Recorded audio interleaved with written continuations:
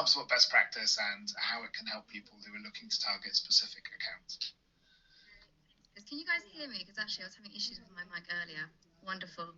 It's the first time it's worked all day, so we're lucky. So hi everybody, I'm Natalie, I'm Director of Niam Marketing. Yeah, I've been working with HubSpot for quite a while now, sort of trying problem solving. Particularly we've been working a lot around this idea of converting freemium to premium users, quite a lot using HubSpot. We've actually ended up building sort of the information from SQL databases that sort of our developers have got, pushing that into HubSpot, which means we can see at what point people are signing up, or people are downloading, and take those details, and then we're actually segmenting audiences based on actions in-app on HubSpot. So I don't know how familiar people are with HubSpot, but it's a CRM system that has CRM, marketing, sales attachments to it. I focus my attention around sort of the marketing side. We use it, one, for tracking signups of downloads, then we segment them to then translate them into active users, and then we can actually run email marketing campaigns to those people based on the actions they take in-app. So it's kind of like doing them both sides. Prior to that, LinkedIn's very useful for your gated content. The primary goal is to get people to enter their emails, to fill out forms so they can download content as much as possible. And we put lead scoring behind that.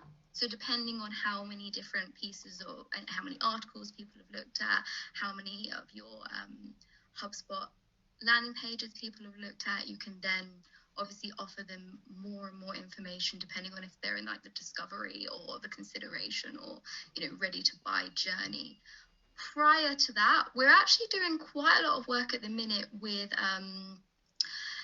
really tracking social media clicks on HubSpot. HubSpot are getting more advanced with their social media integrations in terms of integrations to Twitter, LinkedIn, Facebook. We are using lead gen forms a lot on Facebook and LinkedIn. So then that data from lead gen form automatically comes straight into HubSpot, so then we resegment them and market to them that way. And we can also build audiences within HubSpot now, so we can retarget with traffic ads as well. So I think, HubSpot, the ecosystem's definitely growing. There's definitely more you can do with it. There's lots of native integrations. If you've got WordPress, it's great for native integrations. Not so great with any other CMS systems. You're looking more at Zaps for those. I know Chris and I chatted a little while ago about integrations with Wix, which isn't... I've had a nightmare year just trying to get it to work and been arguing with both Wix and HubSpot customer support. And after, I think, 3 months, they were like, oh, yeah, actually, no, it's not possible. I have another client who's done the same thing, and I've said, just don't do it. Yeah. So, and actually, we've sort of got to that point where I've been exploring all the possibilities of HubSpot, which is amazing. Of course, there are different levels that you can purchase to get different amounts of amazingness with it. There is a lot you can do on the free platform. So if anyone is actually interested in just having a chat with me about like what you can actually do completely for free on HubSpot, I'm happy to chat to anybody about that if you want to connect with me after the call. We're actually I'm sort of exploring now how we link up the data from the stuff we're pulling in from Google Tag Manager into the stuff that we've got with HubSpot. We haven't quite figured that out yet. So I'd love to, of course, share those findings with everybody once we have maybe figured out some more stuff around that. Yeah, I haven't quite connected you and Zach, but that should happen. So, and then we can share knowledge and hopefully together share knowledge with everybody to make it easier for everybody. But I suppose key takeaways are lead gen forms are performing really well in social media. Is that native LinkedIn lead gen forms? Yeah, and Facebook. HubSpot integrates with both of those now, and actually launched just a couple of weeks ago.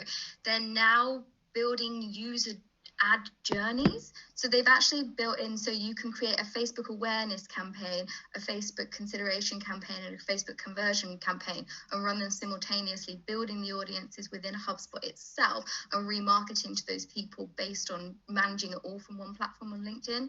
So you don't have to go into Facebook Business Manager or LinkedIn Manager. However, I would say there are limitations with what you can do on HubSpot in terms of the granularity of creating audiences. So what I tend to do is set them up on HubSpot, then I go deep into the platforms themselves, so Facebook, Google, LinkedIn, and then actually work directly from there.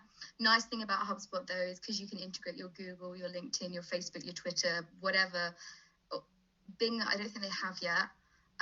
But what's nice is that you can see your spend and then how many new contacts are created as a result of those advertisements. So it's a nice place for return on investment tracking, and they are improving their reporting to non-technical people. So you can actually start creating bespoke reports for very specific things related to your business, and they build the graphs for you, which is nice.